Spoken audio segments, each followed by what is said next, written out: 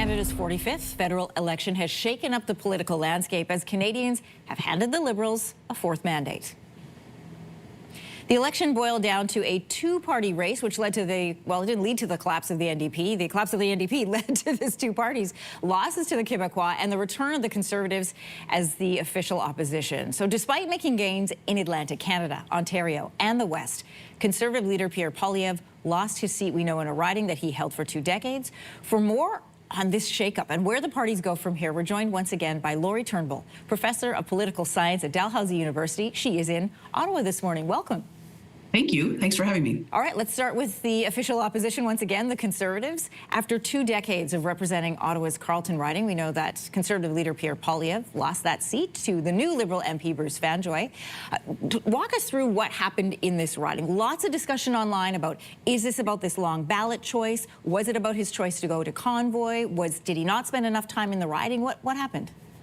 Right. I mean, like everything else, it's usually not going to be just one thing. Right. Fanjoy had been working on this, really in earnest for like 2 years. I think that a long time ago, the Liberals identified this as a possible riding they could switch. There was one election, I think it was 2015, where Poilievre won, but it wasn't by a landslide. There was a sense of weakness there. And so I think the Liberals identified this as something that they might be able to work on to coax out that Liberal support base into a fuller expression. So, I mean, I think mostly it's a story of, here's the right candidate who did the work in the riding. Now, there's a couple of other things. Obviously, the leader's time is the most important resource that there is, or one of the most important resources during a campaign. And clearly, the Conservatives were very much, in contention for government, and they were running a national campaign. And they ran this campaign really focused on Pierre Poilievre. Like, I had heard stories from journalists and things about how, candidates weren't really supposed to be talking to the media, and they weren't supposed to be doing their all candidates debates, although I think some of them did. The focus was Poilievre, which really meant he was the one who was going around and there was so much pressure on him to go to other ridings and be there with other candidates. It didn't give him as much time in his own riding.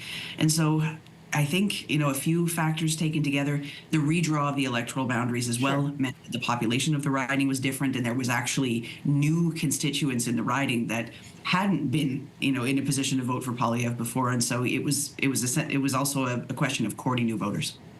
Mr. Poilievre said he is going to stay on as party leader. But something I learned yesterday is that unlike Prime Minister, where you can be the Prime Minister and not have a seat in the House of Commons, although it's not ideal, when you are the leader of the opposition, the same rules don't apply. So once the House returns, what does his leadership look like in that role? Who will be in the House of Commons until he can find a seat there? And how does that affect his leadership? So he can be. So that is all true, right? Like we did see Mark Carney for a little while, be the Prime Minister before he had a seat in the House.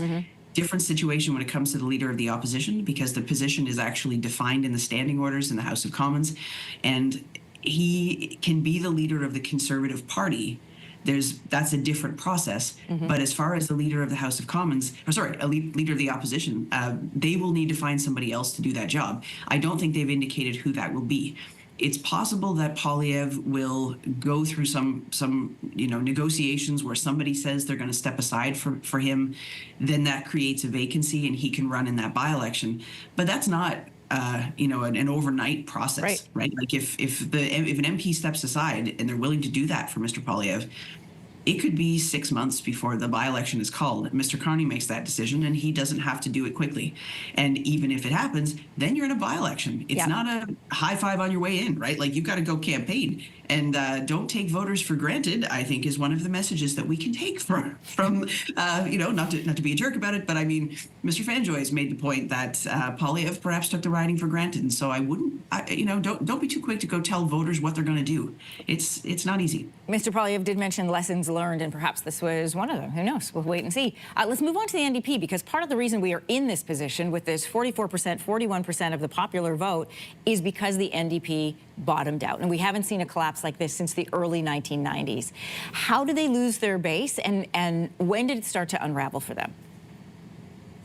Well, I mean, I think it started to unravel a long time ago when the NDP decided to get into this confidence and supply agreement with the Liberals.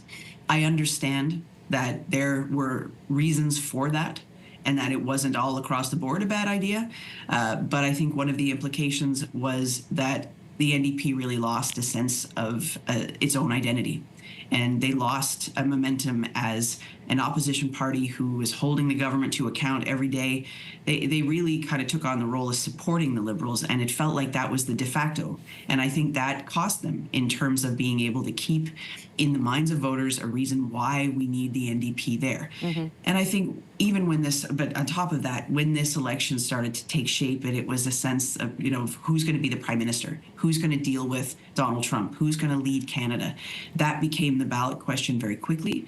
And because the NDP is a smaller party, they weren't in a position really to answer that question because they weren't in contention for government. And so all those factors together, I think, just created created a loss for them, even in ridings where maybe they wouldn't win, but they would typically have a pretty good showing. Like the number of ridings in Atlantic Canada, for example, you could see early in the night, it just wasn't showing up. That vote collapsed. I want to throw up really quickly what I call the group of seven. These are the 7 seats, the 7 NDP members that are heading back to the House of Commons. They're going to try, I assume, to pull an interim leader from there. Then, of course, the party has to rebuild. And Lori, we're going to have you back for that conversation because we have run out of time. But I'm curious to know, as is the rest of the country, where do they pull a leader from as they rebuild? Is it from the group of 7? Do they take them from outside like they did from Jagmeet Singh? We will have to wait and find out. Lori Turnbull, political science professor from Dalhousie. Thanks for your time this morning. Thanks for having me. Take care. If you like that video, make sure to subscribe to the Your Morning YouTube feed, where you can find all kinds of new content posted every weekday morning.